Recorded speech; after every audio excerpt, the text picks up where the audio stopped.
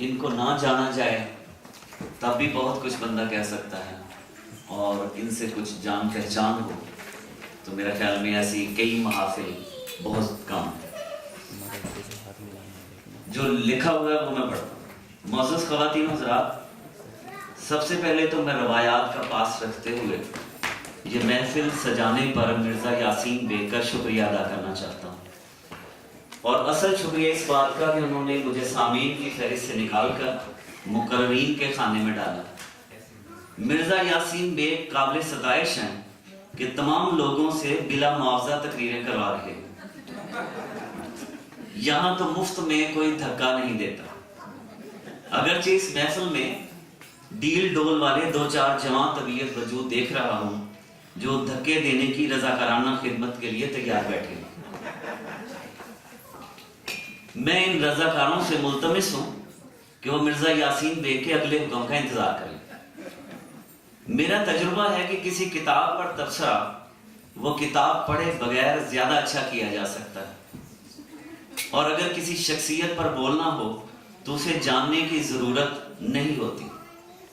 मैं खुद अल्लामा इकबाल, मिर्ज़ा गालिब और मीर तकी मीर से जिंदगी में कभी नहीं मिला, मगर मैं उन पर तवील मजमून लिख सकता हूँ। आज मैं ज्यादा खुश नसीब नहीं हूँ क्योंकि मैं स्टेज पर बैठे हुए तमाम लोगों को जानता हूँ।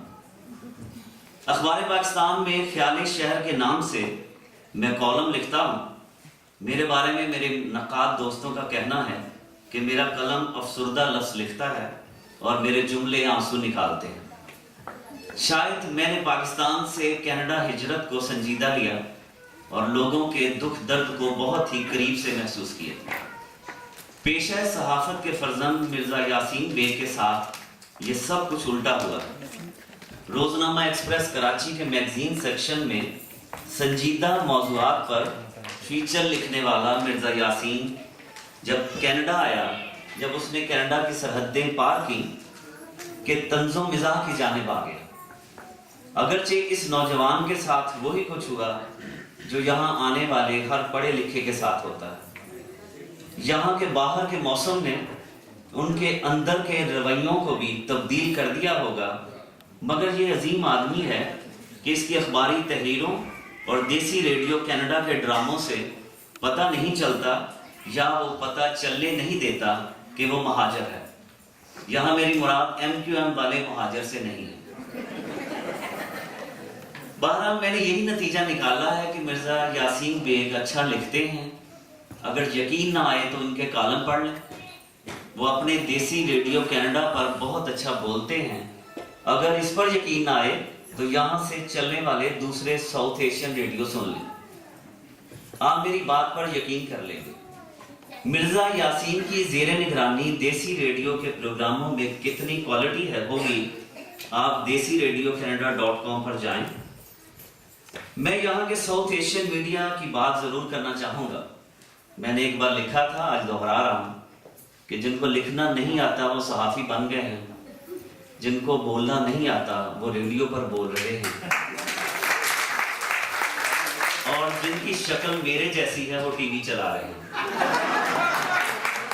और अखबार, रेडियो और टीवी बेचारे चिल्ला रहे हैं। मैंने कॉलम लिखा था, उसमें सिर्फ एक वाकया जो है आप के गोशगुजार करूंगा।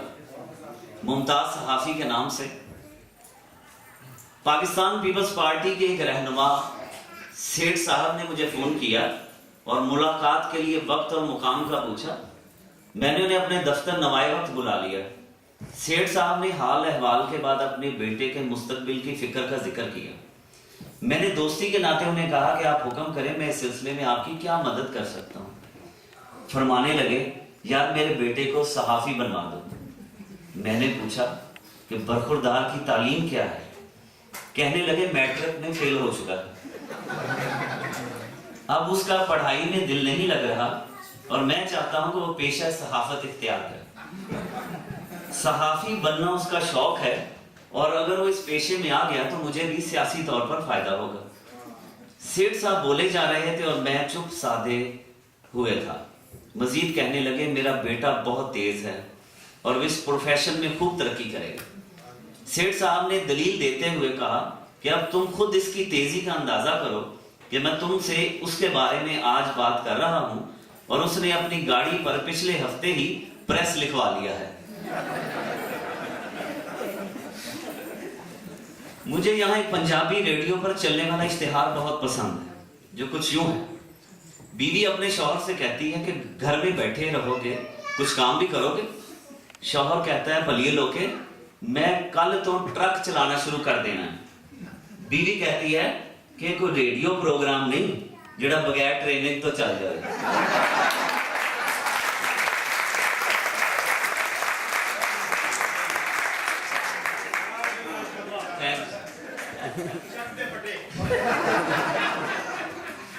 मैं डॉक्टर शारदा साहब को बहुत ज्यादा नहीं जानता है, सिर्फ इनसे मिला हूं और इनकी शख्सियत से बहुत ज्यादा इंप्रेस हूं। मेरी अपनी ख्वाहिश थी कि मैं गंजा ना हूं और मेरे बाल सफेद हो जाएं, और जब मैं डॉक्टर साहब को देखता हूं तो मेरी ये ख्वाहिश दोबारा जवान हो जाती है। यकीन कीजिए, ये ख्वाहिश हकीमों वाले नौजवान वाली नहीं है।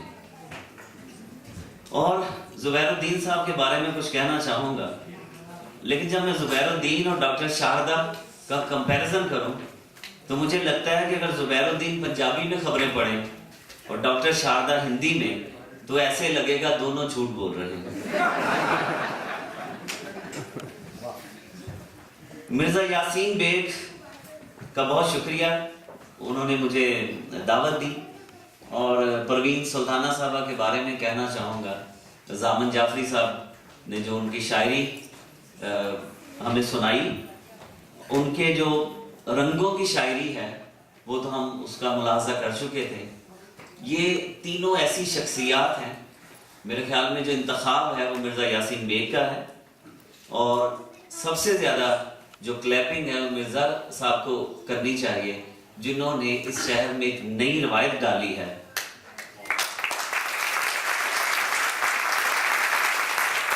आखिरी बात के मुझे किसी ने पूछा कि जुबैरुद्दीन कब से खबरें पढ़ रहे हैं?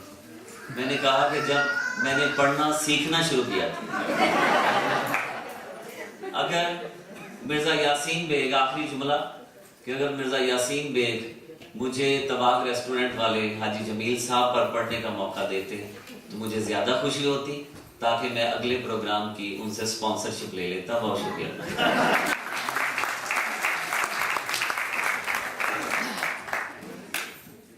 तो बदर साहब, थैंक यू वेरी मच, बहुत अच्छी गुफ्तगू की। और आपकी गुफ्तगू के बाद मेरे सामने जो है 2 पॉइंट्स आए। पहला तो ये कि जब आपने एमक्यूब का जिक्र छेड़ ही दिया है, तो मैं ये कहना चाहूँगा कि पंजाब के हवाले से तो आप मेरे बड़े भाई हैं, लेकिन मैं आपसे मोहब्बत और प्यार छोटे भाइयों की तरह करता हूँ। और दूसरी बात ये कि ये बातों बातों में जो आपने यहाँ बहुत सारे छोटे छोटे खाके सुनाए, तो देसी रेडियो कनाडा को जो है एक खाका निगार की जरूरत है बहुत अच्छी। तो वो तमाम खूबियां भी हम आपने देख रहे हैं, तो मेरा ख्याल है कि आज के इस प्रोग्राम से वो आपका खाका निगार जो है वो सामने आ गया है। तो अरशद भट्टी साहब, आप भी जरा इनसे जो है ना कहिए कि आप ये खाके लिखना शुरू करते हैं, बहुत अच्छे लिख रहे हैं। तो बदर के लिए बहुत सारी तालियां। और ख़वातीन हज़रात, अब प्रोग्राम को हम थोड़ा और आगे बढ़ाते हैं। डॉक्टर शारदा के लिए भी हमने एक स्क्रिप्ट लिखा है, गौर से सुनिए कि देसी रेडियो कनाडा जो है वो डॉक्टर शारदा के लिए क्या कहता है। आइए सुनते हैं।